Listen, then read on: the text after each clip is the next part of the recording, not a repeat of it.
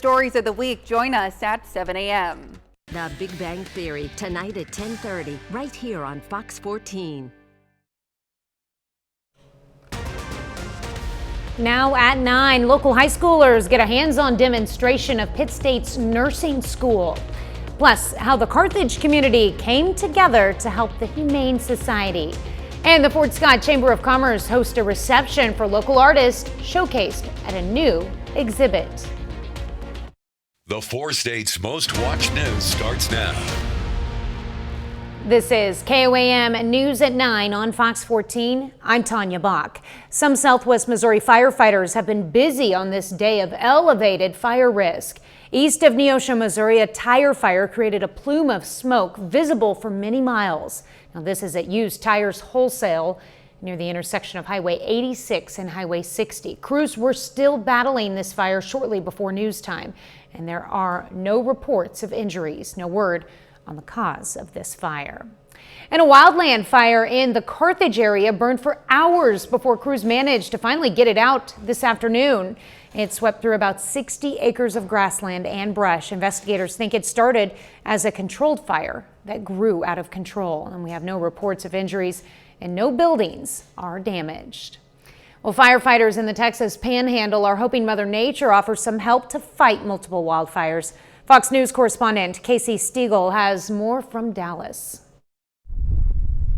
A disaster declaration is now in effect for 60 counties in Texas as the wildfires here continue to spread. Hundreds of firefighters are now fighting multiple blazes, including the Smokehouse Creek fire. At least one person is confirmed dead, while dozens of others are now homeless after watching their communities burn. I think everyone's still really in shock. I mean, literally everything around the town is completely ash. But firefighters could be getting some help from Mother Nature on Thursday. The fast spread has been fueled by strong winds, dry grass, and unseasonably warm temperatures. But now meteorologists are forecasting a change in wind patterns and cooler temperatures, which would help increase containment. With our current conditions, the spread is going to be minimalized, especially with not much winds pushing them. So that is going to be helpful. Meanwhile, the White House says President Biden is monitoring the situation closely, and Texas will have all the resources it needs to contain the fires. Federal officials are in close contact with state and local officials on the front lines of these fires, and FEMA and the U.S. Forest Service are providing assistance to the state. The National Weather Service says those improved conditions won't last. Another big warm-up is expected this weekend. That's the latest from Dallas. Casey Stiegel, Fox News. Chief Meteorologist Doug Heddy joins us with a first look at your forecast. Well, it turned out to be a little bit warmer for us today as we went into the upper 50s for highs. 57 started at 27, pretty close to our average high, 54 for this time of the year. Now we're dropping back. We're kind of low to mid upper 40s across the area. We do have a weak wave that is pushing through. You can see the rain picking up on the radar, but so much of this leading edge is not even reaching the ground, and most of this is going to be long and south of I-44 as we go through the overnight hours for us tonight. But where you start to see the yellows, that will saturate the atmosphere, that we do start to get a little bit of rain and even some flakes of snow trying to mix in. Besides that, this guy's going to sweep right on by, and you're not even going to know we get some sprinkles out there, but some sprinkles, light little showers, overnight low down to about 37 degrees. Of course, we're going to look down the road here in just a bit. All right, thanks, Doug. Well, Fort Scott is home to a new art exhibit. The Chamber of Commerce today hosted an art reception for the new Bourbon County Arts Council Fine Arts exhibit. All of the work comes from local artists and is set up at the Ellis Fine Arts Center at Fort Scott Community College. We're from a rural area. I see a lot of animals. I see a lot of flowers and landscape, a lot of organic things. And I think it's just, you get a really sense of handmade, creative, working with your hands kind of aspect. So the inspiration, I would say, just kind of area. The exhibit will be open through March 9th. You can check it out from noon to 7 p.m. every day. The Carthage Humane Society has a new roof. It comes thanks to a fundraising effort between the community, Steadley Trust, and Ridgeline Roofing. The old roof had been damaged and was leaking, making the shelter unable to accept stray dogs from the city. Because of community support, Ridgeline Roofing offered to repair the roof free of charge, meaning the money raised could fix the structural damage from the leaks. We took today to say thank you to the community, to say thank you to Steadley Foundation, Ridgeline Roofing, and JR Western Wear for the incredible support that we've received. It is through community fundraising, through community donations that we exist. The Humane Society is located at 1386 Zero Dog Kennel Lane in Carthage. Early voting for the March 5th presidential preferential primary election begins this week. Voters in Ottawa County, Oklahoma can head to the community room at the courthouse annex to cast their votes tomorrow from 8 a.m. until 6 p.m. and then on Saturday from 8 a.m. until 2 p.m. Yet another state has moved to wipe Donald Trump's name off the ballot. And while the Supreme Court has yet to weigh in on that issue, justices did say they would decide whether Trump has immunity for any alleged criminal acts while president, throwing his busy trial schedule into question. Fox News' correspondent Caroline Shively has the story. Officials in a third state, this time Illinois, have decided to boot former President Donald Trump off the primary ballot for his role in the January 6th riots. He committed insurrection, which of course the Constitution says if you do that, you can't be on the ballot. Trump's lawyers appealed the Illinois judge's ruling Wednesday night, but as with Maine and Colorado, the Illinois decision is on hold.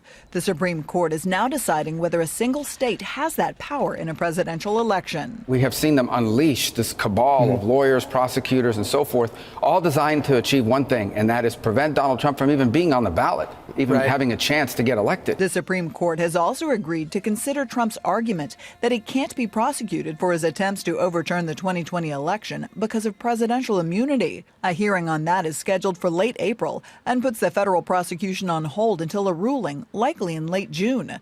That could push the trial off until after the November election. I think that Trump is at a disadvantage on the merits. But some of the justices may have serious questions of where to draw this line.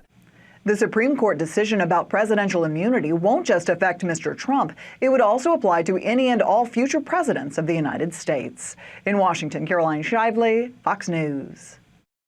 Well, coming up, the negative effects of trying to be perfect and how parents can help their children avoid perfectionism. It's often linked to great achievements, awards, and accolades, but when a person struggles with a personality trait called perfectionism, it can have a dangerous impact on their mental health and even future successes. Mandy Gaither has more on the negative effects of trying to be perfect and how parents can help their children avoid perfectionism. It can lead to great success, but also a fear of failure. Perfectionism is defined as a personality trait when a person sets unreasonably high standards and has unrealistic expectations for themselves. It's often coupled with intense self-criticism. It really drives us into a place of constantly pushing to the point of extreme stress and overwhelm and burnout. Licensed psychotherapist Jody Baumstein with Children's Healthcare of Atlanta's Strong for Life program says children and teens need to hear that nobody is perfect and there's no expectation for them to be either. But she says parents need to remember the same. So if we make a mistake, we can't be overly critical and beating ourselves up. We need to respond with patience and compassion and teach them how to work through a mistake. Parents can also help by focusing on a child's effort, not the outcome. So they bring home their report card with all A's, and what do we say? We praise them for getting all A's. But now they're focused just on the outcome. So instead what we want to do is actually focus on effort. I'm proud of how hard you worked this year. Finally, Baumstein says for parents to talk about the difference between I failed and I'm a failure. So when they think I failed, well, then they're motivated. They see that this is a moment in time. It's temporary. It's something everybody experiences. And there's something they can do better next time. If your child already struggles with perfectionism and is having trouble with intense self-criticism, Baumstein says to help them see themselves positively by asking what they'd say to a friend. She says a lot of times it's easier for us to be kind, compassionate, and patient to others rather than to ourselves. Well, Doug is next with a complete look at the forecast, and later the Oklahoma City Thunder look to retake the top spot in the Western Conference. That and more in our Thunder Thursday segment in sports.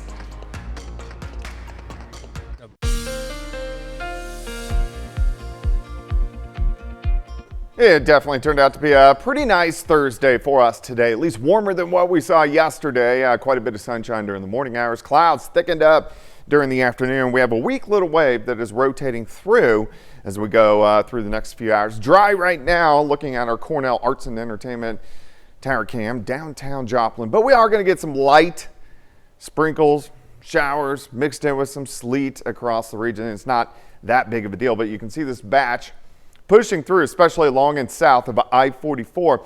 Our atmosphere is super dry in the lower level, so a lot of this hasn't even reached the ground. The better chances to get some showers to reach the ground is going to be along and south of I-44. But as the atmosphere cools, we'll see a little bit of sleet and a little bit of snow trying to mix in. What you can see in our southern counties, you can see Benton County's getting some snow mixing in, and then we're getting some sleet mixing in southwestern parts of Missouri, the areas that it is reaching the ground. Again, not that big of a deal. It's a very small batch. It's going to push right on through as we go through the overnight hours for us tonight. We'll just have some light showers, light little sleet showers kind of sticking around. Here's 2:30 in the morning, and then by 3, 4 o'clock, it's pretty much gone and out of here. Rainfall amounts very light, under 1/10 of an inch for most of us, which is not much in the way of rain, but we'll take what we can get. All right, temperatures mainly really kind of through the 40s across the region. If we look at 7th and Range Line, you can see a little bit of rain falling here, or sleet, sitting at 49. Southwesterly winds at about 10 to 15. Just so you, in case you're wondering, it doesn't have to be 32 to get some snowflakes or sleet. It matters what the temperature is aloft, a few thousand feet up. All right, so this batch is pushing on through. Behind it, we have another storm system out across the Pacific Northwest. That will start to affect us as we go into the first half of next week. All right, let's look at your Friday. Lower 50s by noon. I think most of us will get near 60 during the afternoon, which is pretty good, a few notches above what we saw today. Tomorrow night, we drop back down into lower 40s, so not bad. And then as we go into Saturday, check this out. Southerly winds start to pick up, but we go into the mid 70s for highs. Now it is going to get windy by the time Sunday rolls around, but Saturday is shaping up to be a pretty good day. Here's your day planner for you on your Friday. 37 to start, 51 by noon, 58 by 4 p.m. High temp right around 59 degrees. 75 Saturday, let's go 80 on Sunday, 75 on Monday. Some thunderstorms by Monday afternoon. Now, some of those storms, those could be on the strong side, so we'll keep our eyes on that over the next few days. Showers sticking around into Tuesday, and then more rain trying to move back in late next week, which, again, we need the rain. We're not going to get a lot tonight, but every little bit helps. It does. We do need that rain. The fires we've been having. Put an end to that. Yep. All right, thanks, Doug.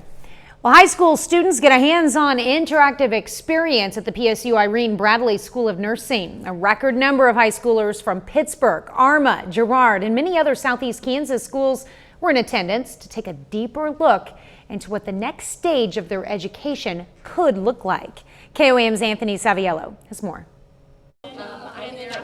According to the National Library of Medicine, the current nursing shortage is only expected to intensify over the next decade.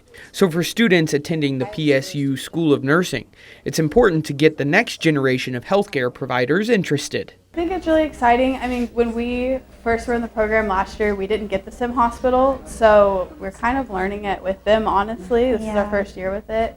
So that's been really neat, and it's exciting to see a bunch of new nurses coming because of the shortage. So. While helping high schoolers, these nursing students have the chance to reflect on why they chose to go to school for nursing. I think when choosing nursing schools, you look at so much stuff, and they said when we were applying that they're building this sim hospital, so And then on top of the, the people who passed, the percent of people who passed the NCLEX and everything, it was really appealing to come here. But today isn't just show and tell. High schoolers get the full hands-on experience, learning CPR, how to inject vaccines, and interacting with state-of-the-art simulation equipment. I thought it was pretty cool. I like the simulation people. Those were my favorite part. Even for those who haven't made up their mind, this experience may help the next generation save lives. Knowing that everyone has the same goal in the same education setting, that I'll be able to know more, enjoy more, and like it better. Reporting in Pittsburgh, Anthony Saviello, KOAM News. The U.S. Bureau of Labor Statistics projects that more than 275,000 additional nurses will be needed by 2030. Coming up, a battle at the border. President Biden and former President Trump swap blame in dueling trips to the southern border. I'm Connor Hansen in Brownsville, Texas. I'll have that story coming up. Missouri lawmakers advance a bill that would provide a property tax break for residents. Officials say it would cut taxes by roughly $138 million. They say this is in response to local tax collections surging because of higher vehicle values. If passed, it would take effect in 2026. The bill now goes to the Senate. In the last year, home insurance premiums have skyrocketed. In some cases, those monthly costs have risen by as much as 40%. Jen Sullivan looks at what's causing the price hike and what homeowners can do to try and save money. When disaster strikes, home insurance is there to help cover some of the costs. Your home is one of your largest assets, and in the insurance industry, it's wise and prudent to protect that asset. But the price of that protection is becoming more expensive. Home insurance broker Travis Hodges says he's seeing an average increase of 27% year over year. And in some cases, the cost of insuring your home can go even higher. We've heard as much as 40. So what's causing the price hike? Hodges says there are a few reasons. 1. Changing weather patterns and events, such as tornadoes and wildfires. 2. The cost of materials has gone up, so it costs more to fix any damage. 3. Property values have risen. Let's look at those numbers for a moment. In January, the median home sale price was $379,100, according to the National Association of Realtors. That's 5.1% higher than January of last year, and it's the 7th month in a row home prices have gone up. Everything else has gone up. Insurance has just mirrored that and been proportionate. So what can you do to save money? If you're willing to increase your deductible by as much as $500, Hodges says you can save anywhere from 15 to 20% and shop around for different policies. We actually do that proactively for our clients. Every time there's a renewal, we let them know what other options are out there. And remember, flood insurance is a separate plan. For Consumer Watch, I'm Jen Sullivan. Pending home sales slumped in January. Mortgage rates moved higher last month, back up nearly 7% after declining from 8% highs. And that is impacting pending home sales, which were down 4.9% in January. Now, pending sales are those under contract, but not yet closed. Up next, kids at the Freeman Learning Center get a special visit from an iconic Dr. Seuss character. The Freeman Learning Center had a special visitor. The Cat in the Hat showed up to help Freeman executives read 3 of their favorite Dr. Seuss classic stories to excited children. The fun extended to the staff at Freeman as well. Freeman and Ozarks Public Television teamed up for the event, which helps promote reading skills and develop the kids' love of reading. 30 more minutes of news, weather, and sports is coming your way. Students at the University of Oklahoma stage a walkout in honor of a non-binary high schooler who died after a fight. Plus, President Biden and former President Trump both make visits to the southern border amid an immigration surge. You're watching the 4 states' most watched news. This is KOAM News at 9 on Fox 14. I'm Tanya Bach. Students from the University of Oklahoma held a walkout Wednesday honoring and remembering 16-year-old Nex Benedict, a non-binary high school student who died after being assaulted in a school restroom. Katie Arata reports. Students at OU spent their morning making posters and chalking the sidewalks of campus in honor of 16-year-old Nex Benedict. Then coming together to march through the campus and into Norman, chanting Benedict's name. Justice for Nex! Tragically, the death of Nex Benedict, I wish that didn't have to happen, and I wish that Nex's death I wish it didn't have to be the purpose of this march. I wish they could be here with us. They deserve to be here with us and to protest what they believe in.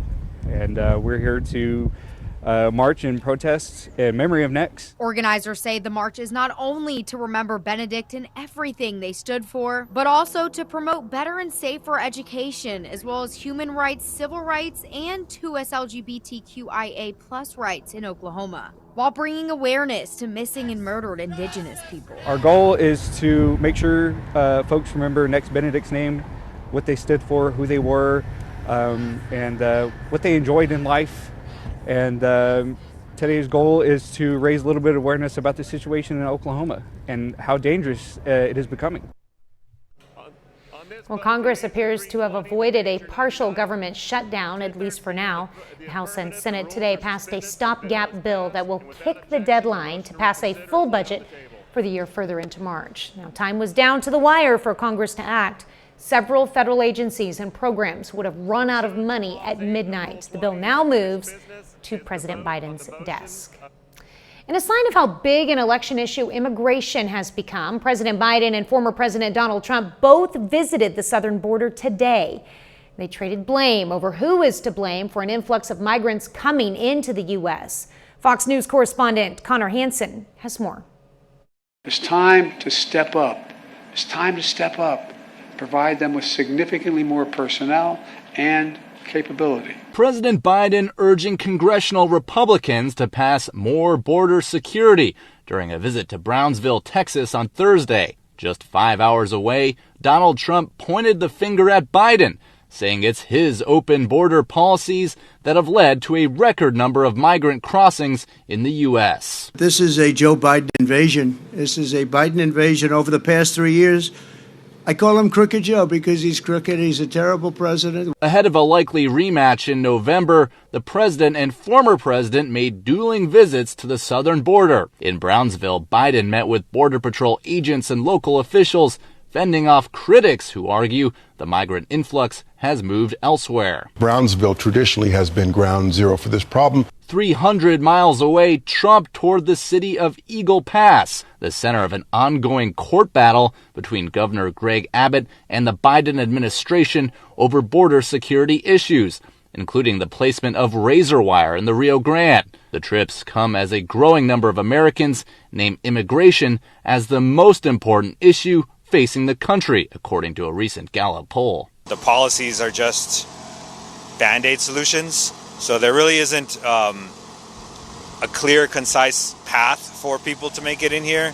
As the immigration debate continues, a federal judge on Thursday blocked Texas from enforcing a new law that makes illegal immigration a state crime. In Brownsville, Texas, Connor Hansen, Fox News. Well, a bit later, how a healthcare plan is using artificial intelligence to help patients fight loneliness.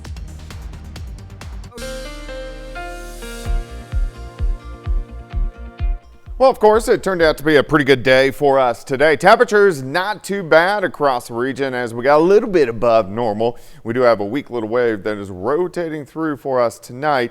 So we are getting some very light showers, some very light sleet in portions of the four-state area. Nice shot, Cornell Arts and Entertainment Complex Tower Cam. Of course, looking at downtown Joplin. All right, so you can see this little band that is rotating through. Really anything that is even remotely reaching the ground is mainly along and south of I-44, but we'll get a few more showers kind of back building to the west just a bit. So along and south of I-44, that's where we are mainly seeing some very light showers, some very light sleet, which is mixing in. You can see a little bit of light snow trying to mix in once you get into Benton County. This is mainly light sleet down across McDonald and also Berry County. All right, so this is going to push east as we go through the next couple hours, but we'll still see a few showers trying to pop up behind it by 1, 2, 3 o'clock in the morning. and then most of this will be gone tomorrow morning. It's not a big deal. It's very light, but we will take whatever we can get. All right, so additional very light rainfall amounts under 1/10 of an inch. So this is, again, extremely light. Temperatures are mainly sitting into the 40s across the region. But if we look outside, here's 7th and Rangeline. You can see in the tower cam, we're getting some very light little tiny showers. 49 southerly winds at about 10 to 15. All right, so this wave, it doesn't have a lot of moisture because the lower, well, let's put it this way. A lot of this moisture is not reaching the ground, so there's not a lot of moisture available to us as this wave pushes through.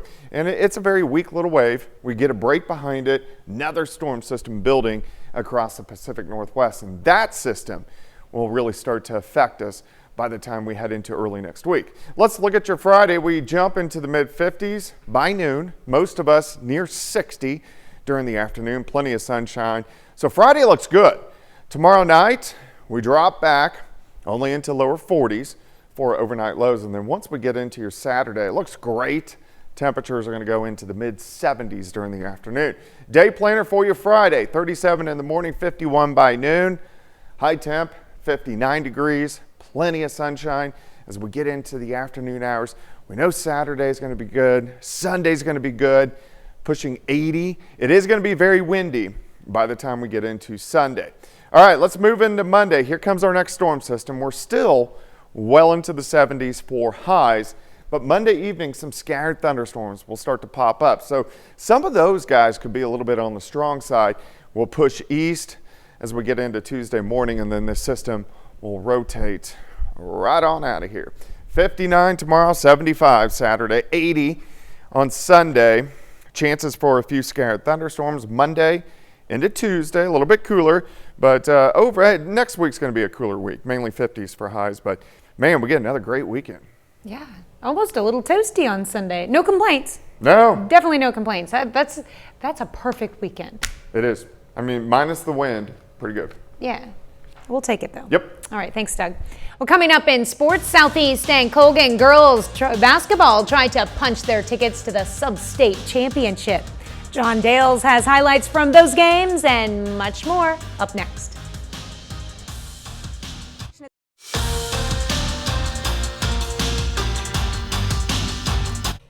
It's another Thunder Thursday, so let's take a look at the past week for OKC, who remains one of the hottest teams in the NBA. The Thunder in action as we come on the air, taking on the last place Spurs. Now, they actually trail in that game by 3 in the fourth quarter. If OKC comes back to win, it'll be its 7th consecutive victory. Before tonight, the Thunder are coming off a 2-game sweep of the Rockets. They beat them first in Houston, then second in Oklahoma City. Now, their recent winning ways have given the Thunder a 1.5-game lead over the third-place Nuggets and slides them just a half game behind the number 1 seed Minnesota. Now, your next chance to watch the Thunder on our airwaves is next Friday. That's when OKC plays host to the defending Eastern Conference champs, Miami Heat. That game tips off at 7 o'clock next Friday. As always, we begin our coverage with Thunder pregame show at 6:30 that night. Switching gears to Kansas high school basketball, the Colgan girls team enters the night undefeated, 2 wins away from returning to the Class 2A state tournament. Now, Colgan looking to stay unbeaten. The girls team faces the Dexter Spartans. Opening minutes of the contest, 3-pointer off the mark, but Lily Brown gets the rebound, scores the easy second chance bucket. Next possession, same story. Brown underneath for the rebound, and she uses her height to her advantage.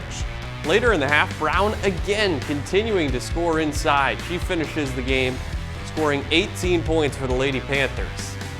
Now in the second half, after a missed shot, loose ball, Molly Swayze gets the rebound and the putback, count it plus the foul. Colgan in full control tonight into the fourth quarter. Lauren O'Brien gets the steal here. She's going to go coast to coast, finish the layup, and she got fouled.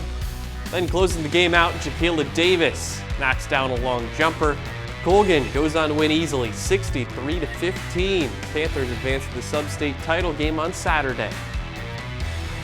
Second game of the night in Cherokee, The host team, Southeast, takes on the visitors from West Elk.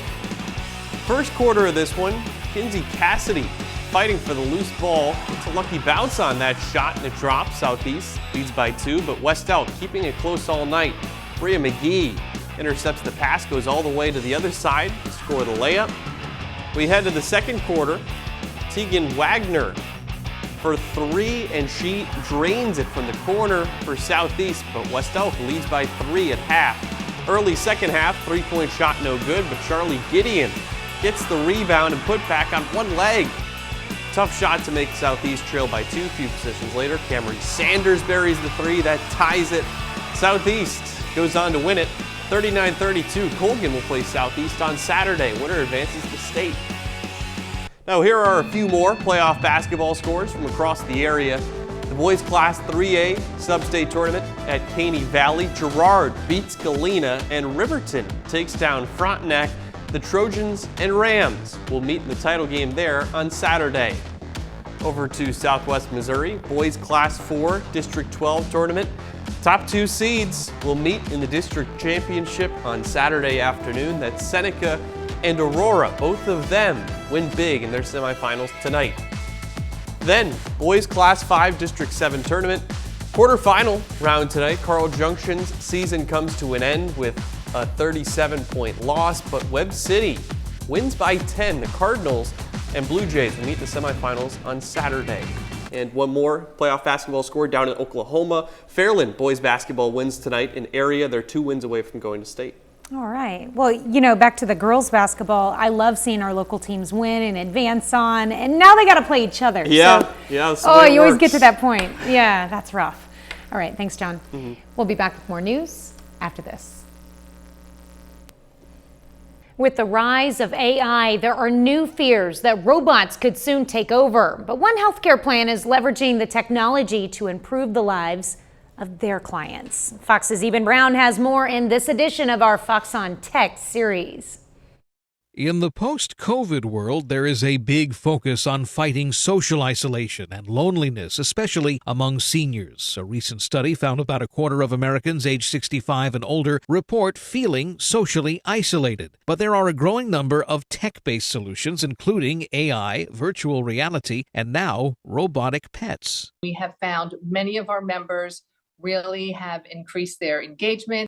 The more the member interacts with the robotic pet, the more of a response the member gets. New York-based River Spring Health Plans has been experimenting with so-called robo-pets since 2017. They've facilitated dozens of adoptions with their members, mostly with senior citizens, many of whom are seeing both physical and emotional benefits of having a pet without the challenge of pet care. We have one member who has a pet group in her apartment building in Manhattan, but she never had a pet.